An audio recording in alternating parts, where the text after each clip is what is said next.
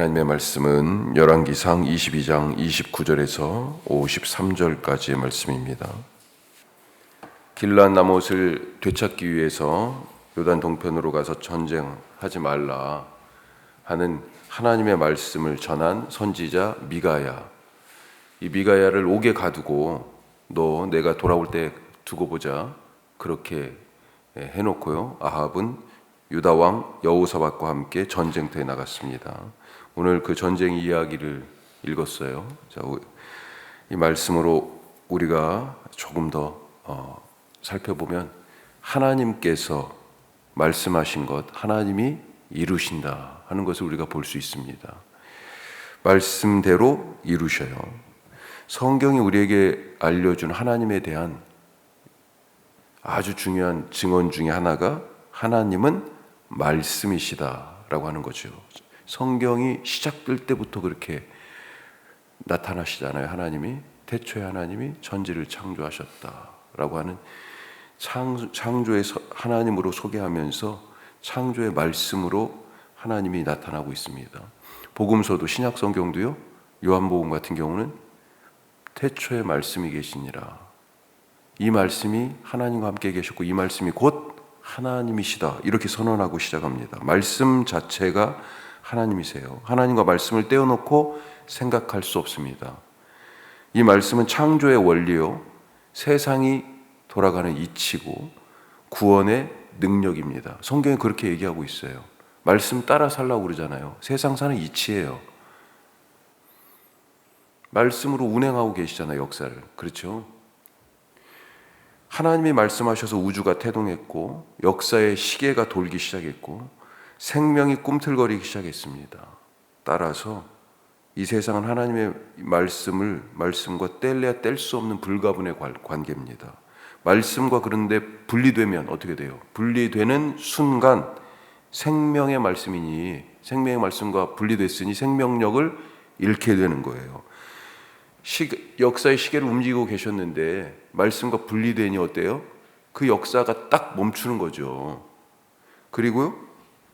결국은 이것을 다른 말로 얘기하면 어떻게 됩니까? 이 모든 것을 죽음 이렇게 얘기하는 거죠. 죽음. 또 이렇게 말씀하신 하나님과 분리되어서 관계가 단절되는 것을 우리가 죄라고 하는 용어를 써서 말합니다. 자, 그러면 세상에 죄가 어떻게 들어왔어요? 어떻게 세상에 죄가 들어왔습니까?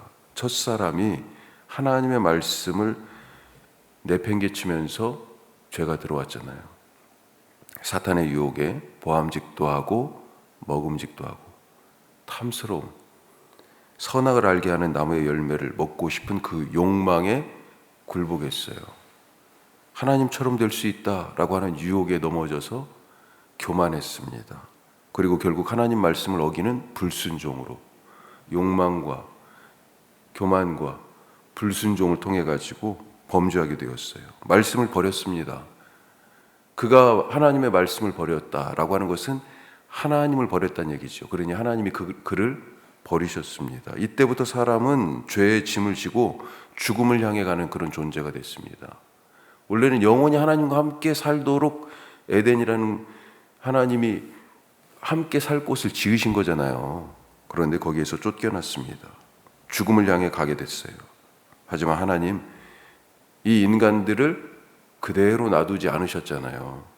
당신의 말씀을 계속 누군가에게 주셔가지고 예를 들면 모세, 어떤 때는 노아, 그렇죠? 어떤 때는 아브라함, 그 이후에 또 선지자들에게 계속 당신의 말씀을 주셔가지고 이 백성을요 사람이 떡으로만 사는 게 아니야. 이걸 먹어야 사는 거야 진짜 라고 하면서 계속 말씀을 주셨습니다. 그러다가 마침내 창조의 말씀이신 하나님이 이번에는요 구원의 말씀으로 직접 세상에 오셔서 우리를 구원하셨어요. 이렇듯 하나님은 말씀이십니다.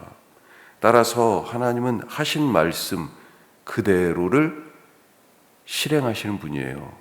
이걸 실행하지 않으시면 어떻게 됩니까? 하나님이 자기 존재를 부인하게 되는 거예요. 자기 존재의 동일성을 유지하기 위하여 말씀하신 것을 실행하실 수밖에 없어요. 하나님의 본질이죠. 그래서 자, 그러면 전에 이 전쟁, 오늘 길랏 라못을 차지하기 위하여서 지금 전쟁을 하고 있지 않습니까? 이 전쟁에 대해서, 이 전쟁을 이끌고 있는 아합 왕에 대해서 하나님이 하신 말씀이 뭐였습니까? 미가의 선지자를 통해서 이 전쟁에 대해서 백성들이 목자 없는 양같이 흩어질 것이다 분명히 말씀하셨습니다. 그리고 말씀대로 오늘 이루어졌죠. 그렇죠. 아합에 대해서는 어땠습니까? 21장에 보면 끔찍한 일을 저지르죠. 자기 사마리아의 이 궁 옆에 딱 보니까 이야, 이거 포도원 저거 내가 가졌으면 좋겠다. 누구 겁니까? 나봇의 포도원이에요. 그것을 빼앗았습니다. 거짓 증인을 내세우고 위계 속임수를 써가지고 없는 죄를 뒤집어 씌워 그렇게 나봇을 죽이고 포도원을 차지했습니다. 그때 하나님이 말씀하셨죠. 자, 21장 19절에 보면 뒤쪽 21장 19절 뒤쪽에 중간 이후에 말씀이 이렇게 돼 있어요. 여호와의 말씀이 개들이 나봇의 피를 핥은 곳에서 개들이 내 피 곧 내 몸의 피도 핥으리라. 이미 거기서 이 지금 사마리아잖아요. 이 사마리아 목가에서 네 피도 핥을 것이다 말씀하신 겁니다. 자, 오늘 말씀에 아합이 전쟁에서 죽었어요. 그의 피가 그가 탄 병거 바닥에 가득할 정도로 고일 정도로 그렇게 피를 많이 흘리고 죽었습니다. 나중에 그의 병거를 사마리아의 못에서 씻을 때 개들이 그의 피를 핥아먹었다 이게 돼 있어요. 말씀대로 된 것입니다. 하나님 우리에게는 어떤 말씀 주셨습니까? 죽었던 나사로에게는 나사로야 나오너라 말씀하셨고요. 죽은 소녀에게는 소녀야 일어나라 달리다고 말씀하셨고, 베드로와 요한은 날 때부터 걷지 못했던 보행 장애를 갖고 있던 이 사람, 구걸하던 성전 문 앞에 앉아있던 이 사람에게 나사렛 예수 이름으로 일어나 걸으라 말했고요. 모두가 다 말씀대로 됐습니다. 나사로가 무덤에서 나왔고 죽었던 소녀가 일어났고요.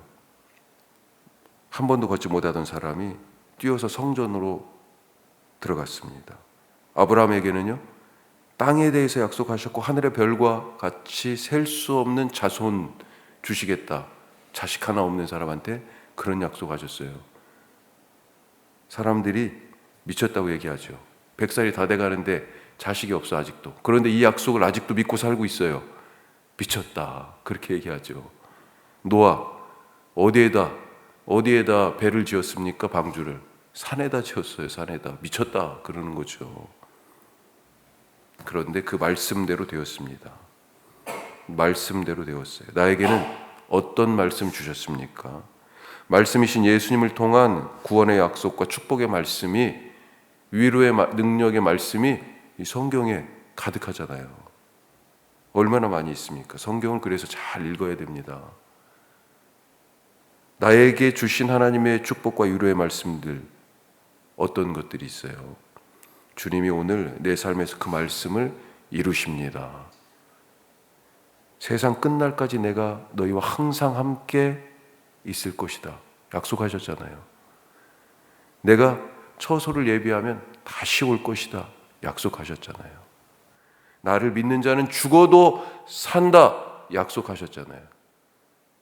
오늘 우리에게 주신 그 약속, 그 말씀이 이루어지는 그런 은혜의 하루, 기적의 하루가 될 수 있기를 주님의 이름으로 축복합니다. 누구에게 그런 일이 일어나요? 믿는 자에게. 자, 두 번째, 악한 권세, 아합 왕. 이 악한 권세는 결국 심판을 받습니다. 무너져요. 우리는 안 돼. 이 백성들이 이 밑에서 얼마나 힘들었겠어요. 자기 힘으로 아합을 어떻게 할 수 있어요? 그런데 하나님이 순식간에 하셨네요. 아합이 전쟁에 나가면서 지금 변장을 했습니다. 자기는 변장하고 같이 나가는 여호사밧 왕은 왕복을 그대로 입고 가라고 그랬어요. 그러니 어때요? 야, 이거 진짜 웃기는 거 아닙니까? 군사들이 보고 야, 저기 왕이 있다 하고 왕을 쫓아올 거 아니에요. 여호사밧도 이게 미련한 것인지 하여튼, 예. 여호사밧은 그래서 아람 군사들이 막 가다가 여호사밧이 쫓아가니까 여호사밧이 깜짝 놀래가지고 나 아니야, 나 이스라엘 왕 아니야. 그러고 막 그러다 보니까 아, 이스라엘 왕이 아닌가 보다. 그랬었는데 하여튼 변장을 했으니 아합이 왕인지 알 수가 없는데 오늘 말씀에 보면 번역을 참 재밌게 했어요. 무심코 누군가가 한 병사가 활을 쐈는데 아합에 맞았어요. 그런데 갑옷 입고 있잖아요. 변장을 했지만 속에 갑옷을 입었는데 갑옷 솔기에 맞았다 이렇게 되어 있습니다. 이게 우리가 갑옷을 통으로 이렇게 철로 이렇게 했을 수도 있겠지만 철이나 가죽으로, 그런데 뭐 우리가 보면 알지만 이렇게 비늘처럼 물고기 비늘처럼 이렇게 해놨잖아요. 솔기가 그 틈 사이를 솔기라고 얘기할 수 있겠어요. 이 겹쳐진 사이로 화살이 날아 들어왔습니다. 부상을 당했어요. 그런데 전쟁터를 지금 빠져나갈 수 없어요. 너무 복잡해요. 결국 해가 질 때까지 이 전쟁터를 빠져나오지 못하고 피를 그렇게 흘리면서 병거에 고일 정도로 아합이 죽었습니다. 자, 이제 어떻게 됐습니까? 아합이 죽고 나니까 36절에 보니까 외치는 소리가 들려요. 무슨 소리가 들립니까? 야, 각자 마을로, 각자 자기 고향으로 돌아가라고 하는 것입니다. 각자 자기 집으로 가랍니다. 자기 동네로, 자기 고향으로 돌아가래요. 전에 미가야가 이미 예언한 말씀입니다. 17절 한번 보실까요?